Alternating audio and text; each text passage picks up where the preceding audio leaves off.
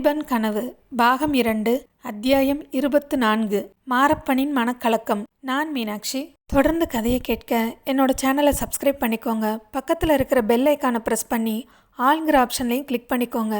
அப்போ தான் இந்த வீடியோக்கான நோட்டிஃபிகேஷன் உங்களுக்கு உடனடியாக வரும். இனி கதைக்குள்ளே போகலாங்க. கடந்த அத்தியாயத்தில் பொன்னனையும் வள்ளியையும் நள்ளிரவில் மாரப்ப பூபதி தொடர்ந்து போன காரணம் என்ன? அதை அறிந்து கொள்வதற்கு நாம் மறுபடியும் அன்று சாயங்கால நிகழ்ச்சிகளுக்கு போக வேண்டும். சக்கரவர்த்தியின் சந்நிதியிலிருந்து வெளியேறிய போது மாரப்பன் அளவில்லாத மனச்சோர்வு கொண்டிருந்தான். சாம்ராஜ்யத்திற்காக தான் செய்த சேவையெல்லாம் இவ்விதம் பிரதிபலன் இல்லாமற் போகும் என்று அவன் எதிர்பார்க்கவே இல்லை. பார்த்திபன் போர்க்களத்தில் மாண்டு ஏறக்குறைய 7 வருஷம் ஆயிற்று. அந்த போரில் தான் கலந்து கொள்ள மறுத்ததற்காகவே உறையூர் சிம்மாசனம் தனக்கு கிடைக்கும் என்று மாரப்பன் எதிர்பார்த்தான். அந்த ஆசை நிறைவேறவில்லை. அதனால் அதிருப்தியோ வெறுப்போ கொண்டதாக அவன் காட்டிக்கொள்ளவில்லை. பல்லவ சாம்ராஜ்யத்தில் அவனுடைய பக்தி குன்றியதாகவும் தெரியப்படுத்தவில்லை. தன்னுடைய உண்மையான சாம்ராஜ்ய சேவைக்கு ஒரு நாள் நிச்சயம் பலன் கிட்டும் என்ற நம்பிக்கையுடன் அவன் வருஷக்கணக்காக காத்திருந்தான். கடைசியாக விக்ரமனுடைய சதி ஆலோசனையை பற்றி அவனுக்கு செய்தி தெரிந்தபோது தளபதி அச்சுதவர்மரிடம் உடனே சென்று தெரியப்படுத்தினான். அதன் பலனாக அச்சதி ஆலோசனையை முளையிலேயே கிள்ளி எறிவது சாத்தியமாயிற்று. இதன் பிறகாவது தன்னுடைய சேவைக்கு தகுந்த சன்மானம் கிடைக்கும் என்று அவன் நிச்சயமாக நம்பியிருந்தான். அவன் ஆசைப்பட்டது பல்லவ சக்கரவர்த்திக்கு கப்பம் செலுத்தி கொண்டு உறையுறை ஆளும் பதவிதான். இது உடனே கிடைக்காவிட்டாலும் தான் முன்னர் வகித்து வந்த சேனாதிபதி பதவியாவது கிடைக்கும் என்று நினைத்தான். ஆனால் நடந்தது என்ன? சக்கரவர்த்தி தன் பேரிலேயே சந்தேகம் கொள்ளலாயிற்று. கேவலம் ஒரு ஓடக்காரன், அவன் பொண்டாட்டி. இவர்கள் முன்னிலையில் சோழ நாட்டு பட்டத்துக்கு உரியவனான தான் அவமானப்பட நேர்ந்தது. இதை நினைத்தபோது மாரப்பனுடைய நெஞ்சு வெடித்துவிடும் போலிருந்தது. இது என்ன உலகம், இது என்ன வாழ்வு என்று உலகத்தையே வெறுக்கும் வழியில் மனம் திரும்பிற்று. எங்கே போகிறோம் என்ற சிந்தனையே இல்லாதவனாய் குதிரை போன வழியே சென்று கொண்டிருந்தான். அறிவுமிக்க பிராணியான குதிரை தன் எஜமானனுடைய மனநிலைமையை உணர்ந்து மந்த நடையுடன் எத்தேசியாக போய்க் கொண்டிருந்தது. உறையூர் வீதிகளில் அங்குமிங்குமாக அது சிறிது நேரம் சுற்றிவிட்டு கடைசியில் காவிரிக்கரையை அடைந்தது. பிறகு காவிரிக்கரை சாலையோடு கிழக்கு திக்கை நோக்கி செல்லலாயிற்று. சூரியன் அஸ்தமித்தது. அன்று சுக்கிலபட்சத்து சதுர்த்தியாதலால் மேற்கு திசையில் 4ஆம் பிறை தோன்றிற்று. வானத்தில் நட்சத்திரங்கள் ஒவ்வொன்றாய் தோன்றி மினுக்கத் தொடங்கின. சற்று நேரத்திற்கெல்லாம் வான வெளி முழுவதிலும் கோடிக்கணக்கான வைரங்களை வாரி இறைத்தது போல நட்சத்திரங்கள் பொரிந்து கிடந்தன. மாரப்பன் இந்த வான விசித்திரம் ஒன்றையும் கவனியாமல் ஏதேதோ சிந்தனையில் ஆழ்ந்திருந்தான். அரைக்காத வழி இவ்விதம் போன பிறகு அவன் திடுக்கிட்டு சுயநினைவு வந்தவனாய் எங்கே போகிறோம் என்று ஆராய்ந்தான். இதற்குள் 4ஆம் பிறை சந்திரன் மேற்கு வானத்தின் அடிப்பாகத்துக்கு வந்துவிட்டான். குதிரையை திருப்பி உறையூர் பக்கம் செலுத்தினான்.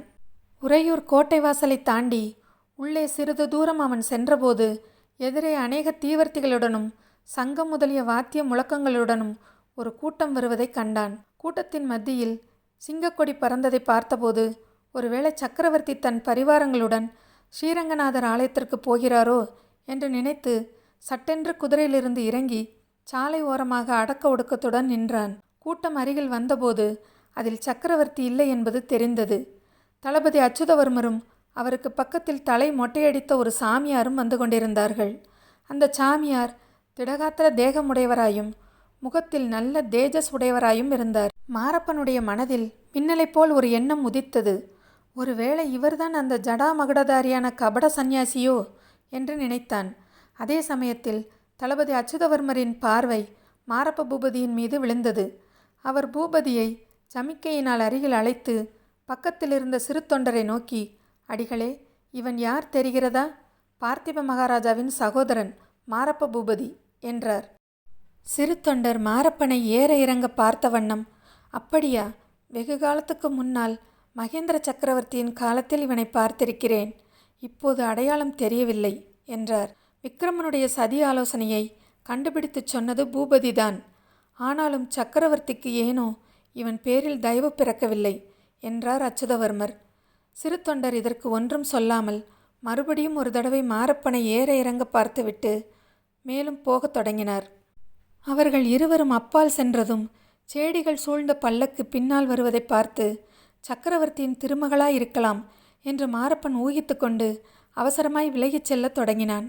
ஆனால் என்ன ஆச்சரியம், அதே இடத்தில் பல்லக்கு நின்றது.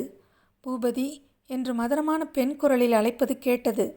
மாரப்பன் திரும்பி பார்த்தபோது பல்லக்கில் பூர்ணச்சந்திரனை ஒத்த முகத்தனையுடைய குந்தவி தேவியும் அவள் அருகே சிவபக்தியை உருவங்கொண்டது போன்ற மூதாட்டி ஒருவரும் இருக்க கண்டான். குந்தவி தேவிதான் தன்னை அழைக்கிறாள் என்று அறிந்ததும் மாரப்பனுடைய உள்ளத்தில் வியப்பும் மகிழ்ச்சியும் சேர்ந்தாற்போல் பொங்கின. ஒரு பக்கம் சங்கோசம் பிடுங்கி தின்றது. பல்லக்கின் அருகில் சென்று குந்தவியை பார்க்க விரும்பியவனாயினும் கூச்சத்தினால் நிமிர்ந்து பார்க்க முடியாதவனாய் தரையை பார்த்து கொண்டு நின்றான். பூபதி, இன்று என் தந்தை உன்னிடம் ரொம்ப கடுமையாய் இருந்து விட்டார். அதற்காக நீ வருத்தப்பட வேண்டாம். உன் பேச்சில் எனக்கு நம்பிக்கை இருக்கிறது. எப்படியாவது அந்த போலி வேஷதாரி சிவனடியாரை மட்டும் நீ கண்டுபிடித்து விடு. அப்புறம் உன்னுடைய கட்சியில் நான் இருப்பேன் என்று குந்தவி தேவி அனுதாபம் நிறைந்த குரலில் கூறியபோது மாரப்பனுக்கு ஏற்பட்ட மனக்கிளர்ச்சியை வர்ணிக்கத் தரமன்று. அதல பாதாளத்திலிருந்து ஒரேடியாக சொர்க்கத்திற்கு வந்துவிட்டதாகவே அவனுக்கு தோன்றியது. சிறிது தலை நிமிர்ந்து, தேவி, தங்களுடைய சித்தம் என்னுடைய பாக்கியம். அந்த போலி சிவனடியாரை கண்டுபிடிக்காமல் இனிமேல் நான் ஊனுறக்கம் கொள்ள மாட்டேன் என்றான். சந்தோஷம். கண்டுபிடித்ததும் எனக்கு உடனே தெரியப்படுத்து என்று சொல்லிவிட்டு குந்தவி தேவி பல்லக்கை மேலே செல்லும்படி கட்டளையிட்டாள். பல்லக்கும் பரிவாரங்களும் போன பிறகு மாரப்பன் சிறிது நேரம் ஸ்தம்பித்து நின்றான். தான் இப்போது கண்டதும் கேட்டதும் கனவல்ல என்று நிச்சயம் செய்து கொண்ட பின் பக்கத்தில் வந்து நின்ற புரவியின் மீது மறுபடியும் ஏறிக்கொண்டான். அச்சுதவர்மருடன் சென்ற மொட்டை சாமியாரின் நினைவு வந்தது. வாதாபி போரில் வென்ற தளபதி பரஞ்சோதியை பற்றியும் மாரப்பன் கேள்விப்பட்டதுண்டு. அந்நாளில் அவர் பார்த்திப மகாராஜாவுக்கு மிகவும் வேண்டியவர் என்றும் கேட்டிருந்தான். எனவே அவர்தான் அவ்வப்போது ஜடாமகுட வேஷம் பூண்ட சிவனடியாராய் தோன்றி நடித்து வந்தாரோ என்னவோ. ஏன் இருக்கக்கூடாது? அதன் உண்மையை எப்படியாவது கண்டுபிடித்தாக வேண்டும். ஆனால் எப்படி? பொன்னனையும் வள்ளியையும் சிநேகம் செய்து கொண்டு அவர்கள் மூலமாகத்தான் இதை நிறைவேற்ற வேண்டும். உடனே மாரப்ப பூபதிக்கு ஒரு விஷயம் ஞாபகம் வந்தது. தான் அன்று தோணித்துறைக்கு போகும் காவேரிக்கரை சாலையில் வெகு தூரம் போய்விட்டு திரும்பியிருந்தும் போகும்போதோ வரும்போதோ பொன்னனையும் வள்ளியையும் சந்திக்கவில்லை. ஆகவே அவர்கள் இன்றிரவு உறையூரில்தான் இருப்பார்கள். எங்கே தங்கியிருப்பார்கள்? வள்ளியின் பாட்டன் வீட்டில் ஒருவேளை இருக்கலாம் அல்லவா? உடனே மாரப்பன் விரைவாக குதிரையை விட்டு கொண்டு சென்று தன் மாளிகையை அடைந்தான். வாசலில் நின்ற ஏவலாளரிடம் குதிரையை கொடுத்துவிட்டு அங்கிருந்து கால்நடையாக கிளம்பினான். இரவு சாப்பாட்டை பற்றிய நினைவே அவனுக்கு இல்லை. பசிதாகமெல்லாம் மறந்து போய்விட்டது. பொன்னனையும் வள்ளியையும் இன்றிரவு சந்திக்க வேண்டும் என்னும் ஆவலினால் உறையூர் கம்மாளத்தெருவை நோக்கி நடக்கலுற்றான். அப்போது அஸ்தமித்து ஒரு ஜாமத்துக்கு மேல் இருக்கும். உறையூரின் வீதிகளில் ஜனங்களின் நடமாட்டம் பெரிதும் குறைந்திருந்தது.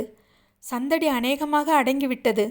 ஆலயங்களுக்கு போய்விட்டு திரும்புவோர், தெருக்கூத்து பார்க்கச் செல்வோர், ராப்பிச்சைக்காரர் ஆகியவர்கள் அங்கொருவரும் இங்கொருவருமாய் காணப்பட்டனர். மாரப்பன் வீதிகளின் ஓரமாக தன்னை யாரும் கவனிக்காதபடி நடந்து விரைந்து போய்க் கொண்டிருந்தான். அவன் கம்மாளத்தெருவை நெருங்கிய போது திடீரென்று பேய் பிசாசை கண்டவன் போல் ஒரு கணம் திகைத்து நின்றுவிட்டான். ஏனென்றால் கம்மாளத்தெரு திரும்பும் முனையில் அப்போதுதான் அணைந்து கொண்டிருந்த அகல் விளக்கின் வெளிச்சத்தில் அவன் ஒரு உருவத்தை கண்டான். அது அவனுடைய உள்ளத்தில் நிலை பெற்றிருந்த சிவனடியாரின் உருவந்தான். அந்த உருவத்தை அவன் பார்த்த அதே சமயத்தில் விளக்கு அணைந்து போய்விட்டது. திகைத்து நின்ற மாரப்ப பூபதி மறுகணம் அந்த உருவம் நின்ற இடத்தை நோக்கி விரைந்து ஓடினான். ஆஹா, அந்த பொல்லா வஞ்சக வேஷதாரியை அன்றிரவு கையும் மெய்யுமாய் பிடித்து கொண்டு போய் சக்கரவர்த்தி திருமகளின் முன்னால் நிறுத்தினால் எவ்வளவு நன்றாயிருக்கும். அந்த ஆவலுடனே அவன் ஓடினான். ஆனால் விளக்குத்தூணின் அருகில் சென்று பார்த்தபோது அங்கு ஒருவரையும் காணவில்லை. அந்த இடத்தில் இருந்த 4 திசைகளிலும் 4 வீதிகள் போய்க் கொண்டிருந்தன. அவற்றுள் எந்த வீதி வழியாக சிவனடியார் போயிருக்கக்கூடும் என்று தீர்மானிக்க முடியவில்லை. மாரப்ப பூபதியின் உள்ளத்தில் சட்டென்று ஒரு யோசனை உதித்தது. ஆம், தான் பார்த்த உருவம் அந்த சிவனடியாராய் இருக்கும் பட்சத்தில் அவர் பொன்னனையும் வள்ளியையும் பார்ப்பதற்குத்தான் அங்கு வந்திருக்க வேண்டும். வீரபத்திர ஆச்சாரியின் வீட்டுக்குத்தான் போயிருப்பார். இன்னும் என்ன சதி ஆலோசனைக்காக அவர்கள் அங்கே கூடுகிறார்களோ என்னவோ தெரியவில்லை. நரசிம்ம சக்கரவர்த்தி உறையூருக்கு வந்திருக்கும் சமயத்தில் இந்த சதி ஆலோசனை நடக்கிறது. ஆகா, குற்றம் செய்வதில் ஈடுபட்டிருக்கும் போதே 3 பேரையும் கையும் மெய்யுமாய் பிடித்துவிட முடியுமானால் சக்கரவர்த்திக்கு தன் பேரில் அகாரணமாக ஏற்பட்டிருக்கும் சந்தேகத்தை நிவர்த்தி செய்து விடலாம் அல்லவா? பிறகு இப்படி சிந்தித்து கொண்டே மாரப்பன் வீரபத்திர ஆச்சாரியன் வீட்டை நெருங்கிய போது இன்னொரு அதிசயம் அவனுக்கு அங்கே காத்திருந்தது. அந்த வீட்டின் கதவை திறந்து கொண்டு இருவர் வெளியில் வந்தார்கள். மாரப்பன் ஒரு வீட்டு திண்ணை ஓரத்தில் தூண் மறைவில் நின்றபடி உற்று கவனித்தான். வெளியே வந்தவர்கள் பொன்னனும் வள்ளியும்தான். வள்ளி இடையில் வைத்திருந்த விளக்கை சேலை தலைப்பினால் மறைத்து கொண்டு எடுத்து வந்ததும் தெரிந்தது. அவர்கள் இருவரும் வீரபத்திராச்சாரி வீட்டுக்கு பக்கத்தில் இருந்த சந்தின் வழியாக வடக்கு நோக்கி சென்றார்கள். இதில் ஏதோ மர்மம் இருக்கிறது. அவர்கள் ஏதோ பெரிய சதித்தொழில் இன்று செய்யப் போகிறார்கள். இதில் அந்த சிவனடியாரும் சேர்ந்திருக்கிறார். அவர் முன்னால் போயிருக்கும் இடத்துக்கு இவர்கள் பின்தொடர்ந்து போகிறார்கள் என்று மாரப்பன் தீர்மானித்து கொண்டான். சொல்ல முடியாத பரபரப்பும் உற்சாகமும் அவனை ஒரு புது மனிதனாகச் செய்துவிட்டன. பொன்னனும் வள்ளியும் போன வழியே அவர்கள் கண்ணுக்கு மறையாத தூரத்தில் மாரப்பன் சிறிதும் ஓசை கேட்காதபடி நடந்து போனான். அந்த சந்து வழியே பொன்னனும் வள்ளியும் சென்று காவிரி கரையை அடைந்தார்கள். அங்கே ஒரு மரத்தின் வேரில் கட்டி போட்டிருந்த படகில் வள்ளி ஏறி உட்கார்ந்து கொண்டாள். கூடையை படகின் அடியில் வைத்து பத்திரமாய் மூடிக்கொண்டாள். சென்ற அத்தியாயத்தில் நாம் பார்த்தபடியே பொன்னன் படகை இழுத்து கொண்டு போய் அரண்மனை தோட்டத்தின் மதிலை அடைந்ததும் படகை அங்கேயே கட்டி போட்டுவிட்டு வள்ளியையும் அழைத்து கொண்டு தோட்டத்துக்குள்ளே பிரவேசித்தான். அந்த தோட்டம் பார்த்திப மகாராஜா வாழ்ந்த பழைய சோழ வம்சத்து அரண்மனை தோட்டம் என்பதை மாரப்பன் அறிந்திருந்தான். அந்த அரண்மனையில் அச்சமயம் யாரும் இல்லை. அது சக்கரவர்த்தியின் கட்டளையினால் பூட்டி கிடந்தது என்பதும் அவனுக்கு தெரிந்ததுதான். ஆகவே பொன்னனும் வள்ளியும் அந்த அரண்மனைக்குள் கொல்லைப்புறத்தின் வழியாக நுழைவது ஏதோ கெட்ட காரியத்திற்காகத்தான் என்றும், அநேகமாக அந்த அரண்மனைக்குள் அச்சமயம் சிவனடியார் இருக்கலாம் என்றும் மாரப்ப பூபதி ஊகித்தான். இன்னும் ஒரு பயங்கரமான விபரீதமான சந்தேகம் அச்சமயம் அவனுடைய உள்ளத்தில் உதித்தது. பார்த்திப மகாராஜா போர்க்களத்தில் இறந்த செய்தியே ஒரு சமயம் பொய்யாயிருக்குமோ? அவர் போர்க்களத்திலிருந்து தப்பி ஓடி பிறகு இப்படி சிவனடியாரின் வேஷத்தில் வந்து விபரீதமான காரியங்களை எல்லாம் செய்து வருகிறாரோ என்று நினைத்தான். எப்படி இருந்தாலும் இன்றிரவு எல்லா மர்மங்களும் வெளியாகிவிடப் போகின்றன. இந்த நம்பிக்கையுடன் அவன் மதிர்கதவின் வெளிப்புற நாதாங்கியை போட்டுவிட்டு பொன்னன் திரும்பி வருவதற்குள் தன்னுடைய ஆட்களை உதவிக்கு அழைத்து கொண்டு அங்கே வந்துவிடுவது என்ற தீர்மானத்துடன் விரைந்து சென்றான்.